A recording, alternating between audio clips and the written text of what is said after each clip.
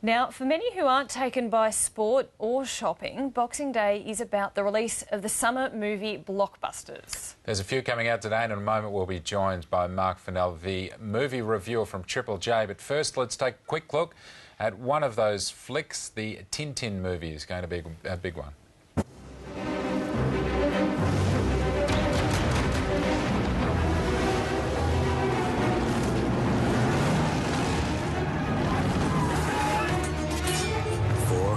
Years ago, secure the cargo. A power that could have changed the course of history was lost. Generations have searched for it. Snowy, look at this. It was long claimed the ship was carrying a secret cargo. But no one. The Adventures of Tintin, and that is Steven Spielberg and Peter Jackson together, no less. You sound very excited. I'm pretty pumped by that. Well, for more what's coming out on the box office today, Marc Fennell, the movie reviewer for youth radio station Triple J, is joining us now from Sydney.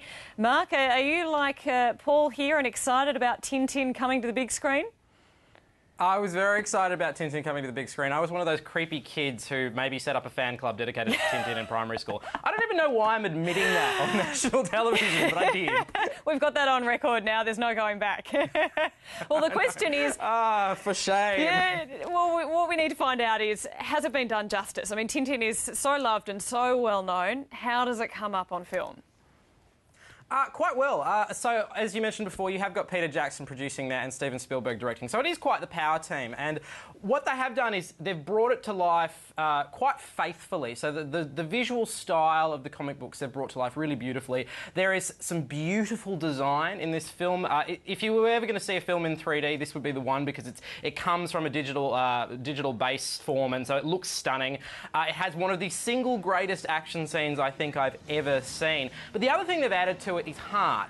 Something that the comic books kind of lacked, because it was just about a boy's own adventure, was a sense of a kind of emotional narrative, and they've put that in there in the character of Captain Haddock, who's Tintin's best mate, this very drunken Scottish sailor, because those characters have never happened before. Of course they are. Exactly. But what they have lost, though, is a sense of blockbuster. It sounds really weird, but you've got a film from two of the biggest blockbuster directors of our time, but it doesn't have that sense of bigness. Like, it almost just comes down to the musical score. You know, you want that big, flowing Indiana Jones-style score, and it doesn't have that. Plus, the ending peters away a little bit. Still, of all the big, kind of family-friendly blockbusters coming out today, this would be the pick. It's beautifully designed, but I just feel like the ending was a bit weak. All right, well, I'm sure they're going to have more than one Tintin movie as the years roll out, so maybe they'll do a better job with the ending next time around. But there's another film that I'm quite curious to see, and that is Warhorse, because I've heard great reviews about this as a Broadway play, but now it's been made into a movie too. Tell us about that one. Yes, well, this is the other Steven Spielberg movie this year. He's just gone to town, it seems.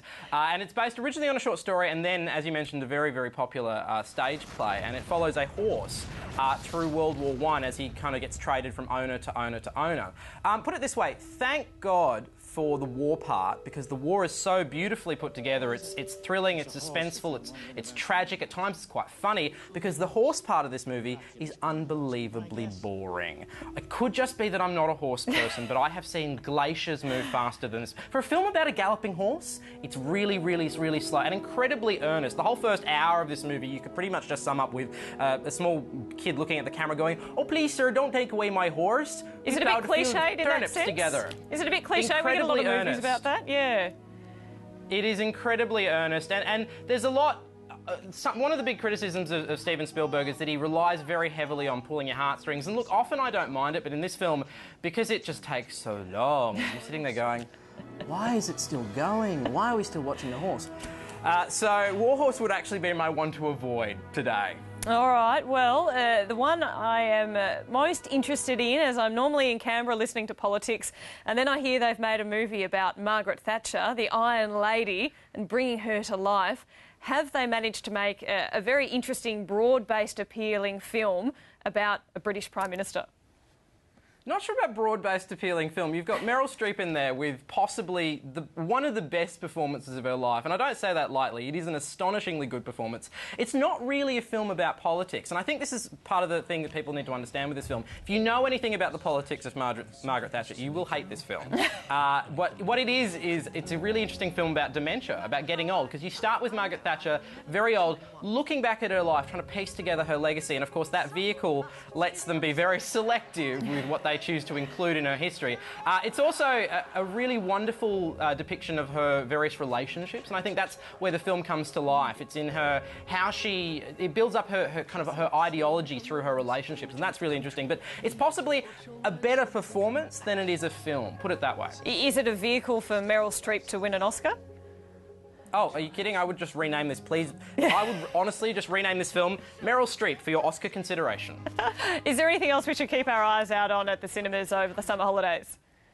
My only other pick would be a really odd movie called We Bought a Zoo, which stars Matt Damon. Possibly the worst titled film of all time. And he plays a widower who basically goes off and buys a zoo, as you do. It doesn't make a lot of sense until you realise the zoo is run by Scarlett Johansson, and then it's like, yeah, now it makes sense.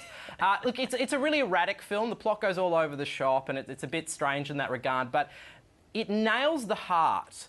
You know, it's got this relationship between him and his teenage son, which is so well written and so spot on that gets it through. It's sometimes too cheesy, it's sometimes too schmaltzy, but that relationship really works, and so that would be my other pick for Boxing Day movies.